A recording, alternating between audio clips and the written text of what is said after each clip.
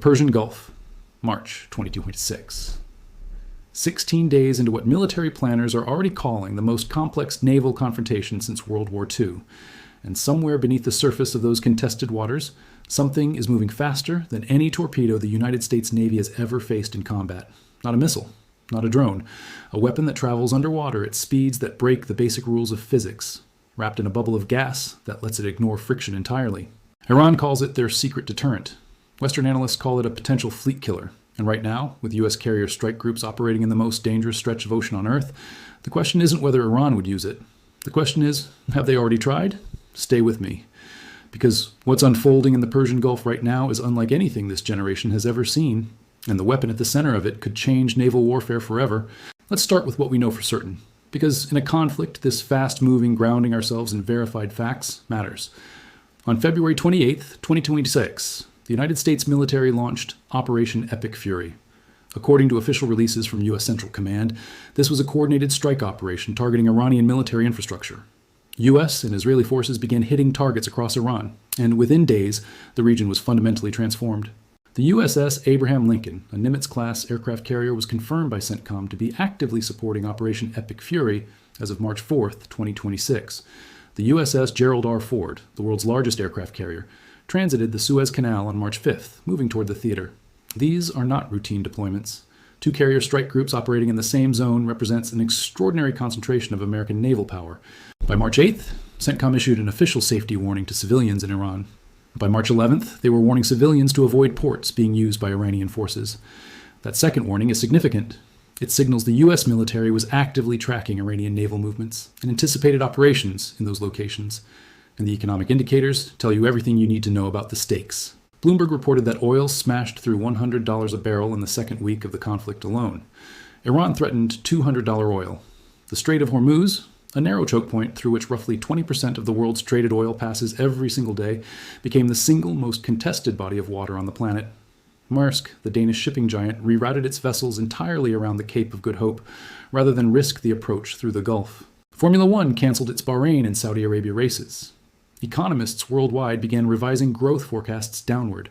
This conflict wasn't just a military story, it was becoming a global economic crisis in real time.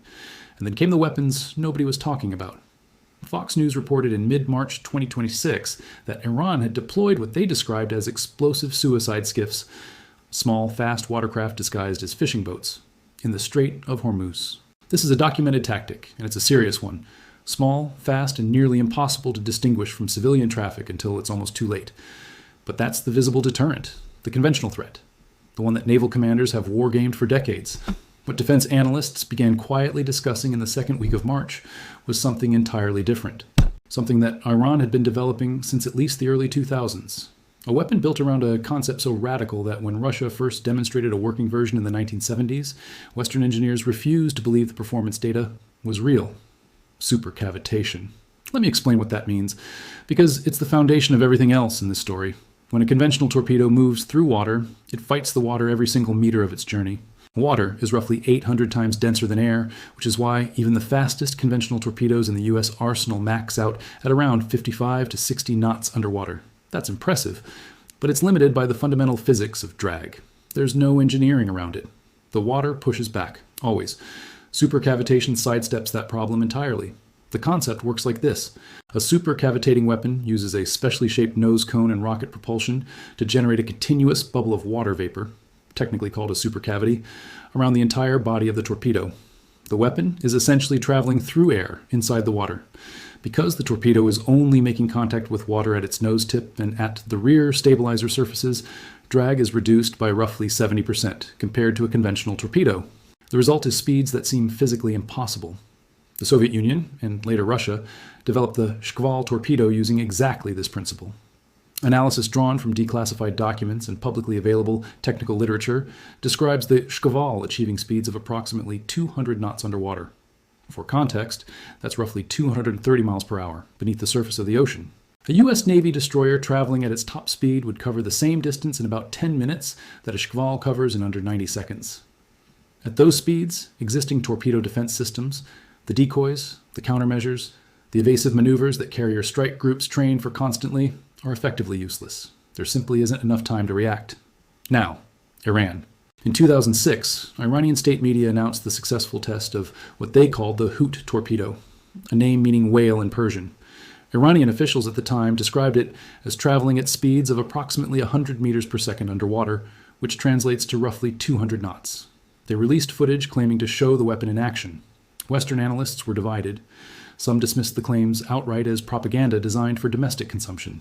Others noted that the specifications described were strikingly similar to the Russian Shkval system, raising immediate questions about technology transfer, whether Iran had genuinely developed an indigenous capability, or whether the technology had found its way east through channels that intelligence agencies were still trying to map. Here is what responsible analysis requires us to say clearly. The exact current operational status of Iran's Supercavitation torpedo program is not publicly confirmed with specificity. What is documented from open-source defense reporting is that Iran announced the program, claimed test results, and has had approximately 2 decades since then to continue development. Defense analysts at institutions, including the RAND Corporation and Janes, have consistently noted that Iran's naval research and development capability, while frequently underestimated in Western assessments, has produced genuine surprises before. What is also well established is that Iran has invested heavily and deliberately in asymmetric naval capabilities, specifically engineered to threaten large surface combatants in confined waterways. The Persian Gulf and the Strait of Hormuz are exactly the kind of confined waterway where a supercavitating torpedo would be most operationally dangerous and most strategically useful as a deterrent. At the speeds these weapons travel, the geography of the strait becomes genuinely terrifying. At its narrowest navigable point, the Strait of Hormuz is only about 21 miles wide for shipping lanes. A weapon traveling at 200 knots could cross that distance in under 4 minutes. A carrier strike group would have almost no time whatsoever to respond. CENTCOM's own public statements tell part of the broader story. On March 11, 2026, they issued warnings to civilians to avoid ports being used by Iranian forces, phrasing that strongly implies active Iranian naval operations that the U.S. military was actively tracking in real time. On March 14th, additional warnings were being broadcast by CENTCOM in multiple languages: Arabic, Farsi, Russian, Hebrew, and Urdu, a signal of just how many audiences and actors were being addressed simultaneously in this conflict. Iran has not been passive. Al Jazeera reported in mid-March 2026 that Iran's foreign minister stated clearly that Iran does not seek a ceasefire and will continue to defend itself. Iranian officials have been explicit about their willingness to employ all available means of retaliation. Bloomberg reported a drone attack and fire at a UAE oil hub facility. The AP reported on Iranian activity near the strait that raised concerns about potential mine deployment, a claim President Trump publicly disputed, though Iranian mine-laying capability is historically documented from the tanker war of the 1980s. Now let's talk about why defense analysts have become increasingly vocal about the supercavitation threat in the context of this conflict specifically, because the physics here matter in ways that go beyond the technical. Modern carrier strike group defense is layered and sophisticated.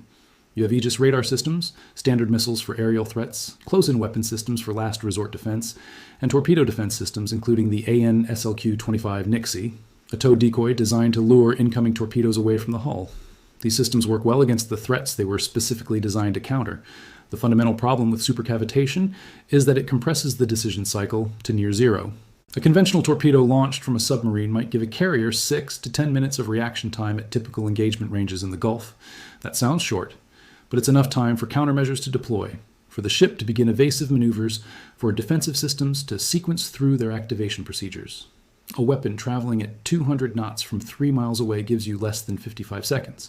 From 5 miles, you get roughly 90 seconds. At those timescales, the decision cycle, detect, classify, decide, act, isn't just compressed.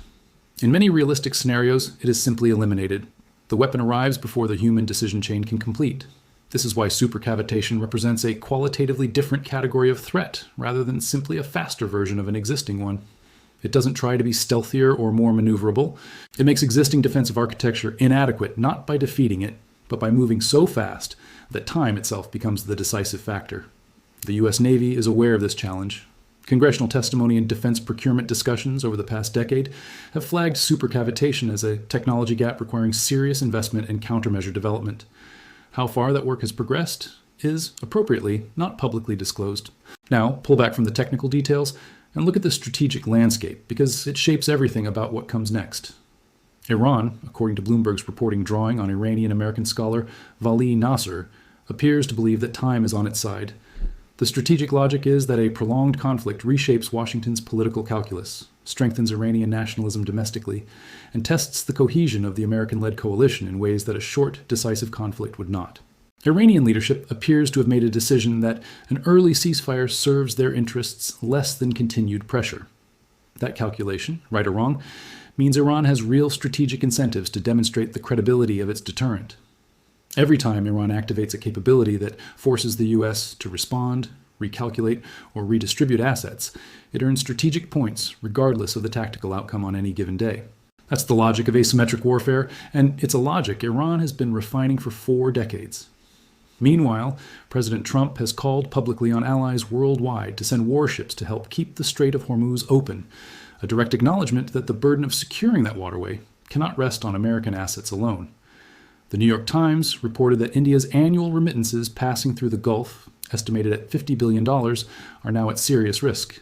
Bloomberg documented global central banks from the Federal Reserve to the European Central Bank to the Bank of Japan, all recalibrating their economic outlooks because of what's happening in this one narrow stretch of water. And through all of it, the Iranian Navy, an asymmetric, unconventional force built specifically to challenge American naval supremacy in confined and shallow waters, remains operational, dispersed, and active. Defense analysts and historians of naval warfare will tell you the same thing when you ask them about conflicts like this one. The most dangerous moments are never the planned strikes. They're the incidents that happen in the fog of confusion, in the dark, when an operator makes a consequential decision based on incomplete information and a clock that's already almost out of time. The Persian Gulf in March 2026 has every ingredient for exactly that kind of moment. You have 2 carrier strike groups operating in contested waters. You have Iranian naval forces that are active and operating with documented intent to demonstrate capability. You have commercial shipping trying to thread through one of the most strategically vital waterways on Earth. You have at minimum 3 nations conducting active military operations in overlapping geographic space. And you have weapons in play that compress human response time to the point where the decision may no longer belong to the person holding the radio. It may belong to the weapon itself. The question that keeps serious defense planners awake at night is not whether Iran would use a supercavitating torpedo if it worked reliably and could achieve a meaningful strategic effect. The question is, what happens the first time a weapon moving at 200 knots is detected or claimed to have been detected in those waters, and whether the response that follows can be controlled before it becomes something neither side originally intended. History's most dangerous escalations weren't always born from grand, strategic decisions made in daylight around conference tables. Sometimes they came from a single ship, a single weapon, a single choice made in 90 seconds, with imperfect information and no margin for error. In the Strait of Hormuz, right now, that window is open. The situation is evolving by the hour.